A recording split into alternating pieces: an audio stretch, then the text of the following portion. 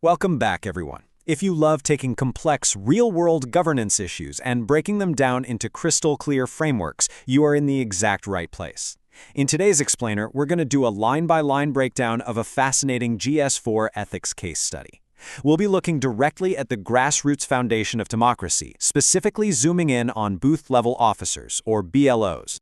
So let's dive right in and uncover the micro-realities that actually hold up our massive democratic machine. Here's our roadmap for the explainer today. We'll hit 1, the invisible backbone, then 2, 3 philosophies of governance. After that, we'll tackle 3, the district election officer dilemma, move into 4, the evaluating the best action, and finally wrap up with 5, the perfect model answer. Starting off with Section 1, the invisible backbone, ground-level realities. To really understand any massive system, you have to look straight at its foundation. Take a look at this recent statement from the Chief Election Commissioner, Sri Gyanesh Kumar, from August 25, 2026. He literally called booth-level officers the foundational pillars of India's democracy. Think about that for a second. Grand policies, massive electoral phases, they all rely entirely on these grassroots workers who prepare the voter lists and implement the whole process on the ground.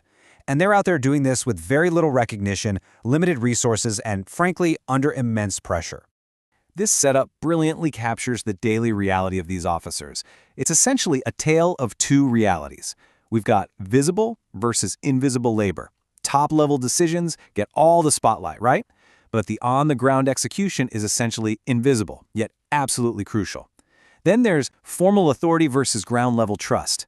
The legal power sits at the top, sure, but the actual trust citizens have in the democratic process, that's built face-to-face by the ground-level worker. Finally, top-down accountability versus bottom-up support. We always demand accountability from the top down, but we so often forget that achieving it requires massive support flowing from the bottom up. Moving right along to Section 2, 3 philosophies of governance, the ethical framework. Let's elevate this practical reality by connecting it to 3 monumental concepts you really need to know for a top-tier understanding. First up is the Bhagavad Gita's principle of niskama karma. This is all about performing your duty without attachment to the results or a desire for recognition.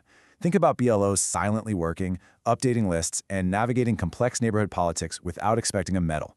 That is a perfect modern-day embodiment of niskama karma. It gives their invisible labor a profound moral dignity. Next, we view this through the lens of Max Weber's bureaucratic legitimacy. Weber argued that a modern bureaucracy's legitimacy comes from its rational legal framework. But here is the vital part. Every single level, no matter how low on the organizational chart, is absolutely crucial. If the bottom level is compromised, the entire democratic machine loses its legitimacy. A single flaw at the grassroots level creates a massive crack in the whole system. And third, we have Mahatma Gandhi's concept of Antyodaya. Gandhi believed you evaluate a system based entirely on how it treats the most ordinary, least visible person within it. If we apply that exact vision to our electoral system, we have to judge its success not by the power of the Election Commission in New Delhi, but by how securely and respectfully it treats its lowest-ranking officers out in the field. So how do we evaluate this ethically? We've got to look at 3 distinct levels, which requires a ton of emotional intelligence. At the individual level, do these officers receive adequate training, safety, and respect? At the institutional level, are the resources and support systems from the administration actually sufficient?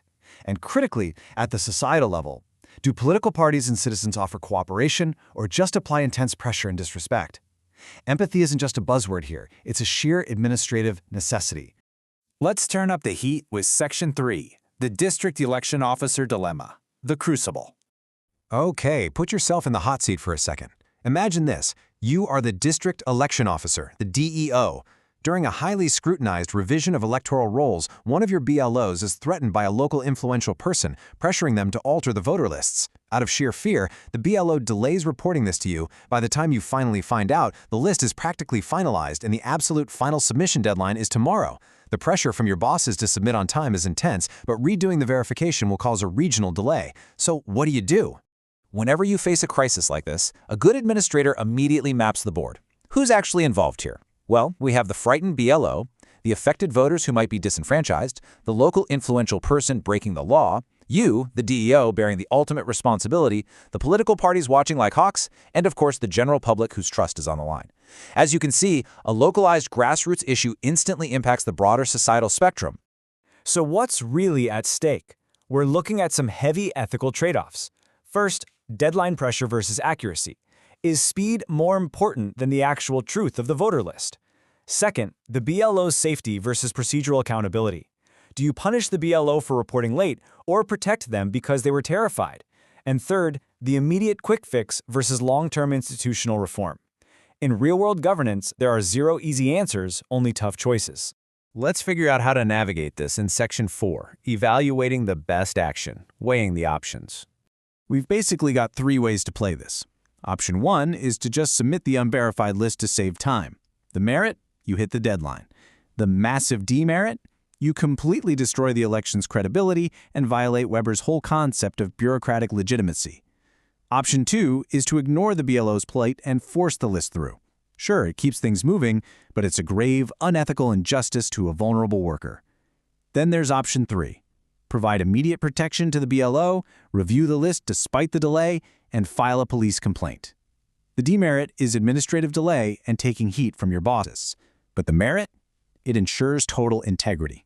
Sacrificing integrity for speed is always a fatal flaw.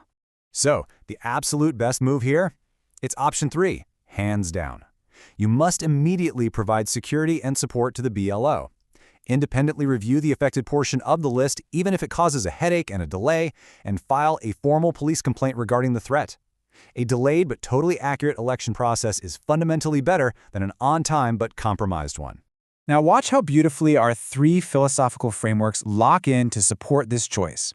Option 3 honors Max Weber, because fixing the compromised list protects the overall legitimacy of the entire bureaucracy. It honors Mahatma Gandhi, because protecting that frightened, vulnerable BLO is the true delivery of Antyodhya justice. And it perfectly honors the Bhagavad Gita, because the administration is fulfilling its duty to protect a worker attempting nishkama karma, doing their honest duty despite immense local pressure. It all flows naturally. In a sequence, step 1 is the BLO's groundwork execution.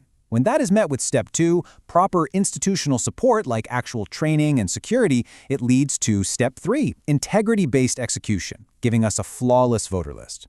That in turn earns step 4, recognition and respect. And ultimately, that exact chain reaction produces step 5, massive, true public trust in democracy.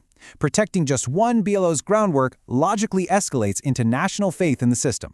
If you take anything away for analyzing future grassroots cases, make it this bulletproof checklist of 6 dimensions. Dignity, genuinely respecting the bottom-tier worker. Accountability, clear responsibilities across all levels. Safety, protecting them from threats. Integrity, demanding absolute fairness in sensitive tasks. Support, providing actual resources. And public trust, recognizing that ground-level quality is the only real way to build systemic faith. And hey, this isn't just high-level philosophy. We have hard constitutional mandates demanding this rigor. Article 324 gives sweeping powers to the Election Commission, but those powers are essentially useless without honest grassroots execution. Article 326 guarantees adult suffrage, but the right to vote is completely meaningless without accurate voter lists compiled by these very BLOs. Plus, the core civil services values charted by the DOPT, impartiality and integrity, apply equally to the highest secretary and the grassroots BLO. No exceptions. Let's bring it all home in Section 5, the perfect model answer, tying it all together. Before you draft an answer, let's talk about the traps people usually fall into. A huge mistake is discussing a strong democracy while exclusively focusing on top-tier institutions, totally forgetting the grassroots. Another is obsessing over a ground worker's duty while ignoring their absolute need for safety and recognition. And lastly, never, ever make the mistake of automatically prioritizing administrative deadlines over constitutional integrity. Speed simply does not trump fairness. So when you construct your conclusion, this is the ultimate synthesis you want to aim for. A genuinely strong democracy is one that gives its invisible grassroots foundation the exact same respect, security, and institutional support as its highest offices. Nailing this demonstrates true structural awareness and profound administrative empathy. We've covered a ton of ground today, moving from invisible labor on the streets to the absolute highest philosophies of governance. I want to leave you with a question to really think about. Do you believe grassroots public servants in our society actually receive adequate recognition? And more importantly, what truly happens to the fabric of our administration when they don't? Keep asking those hard questions. Thanks so much for joining me for this explainer, and I will see you next time as we continue to decode the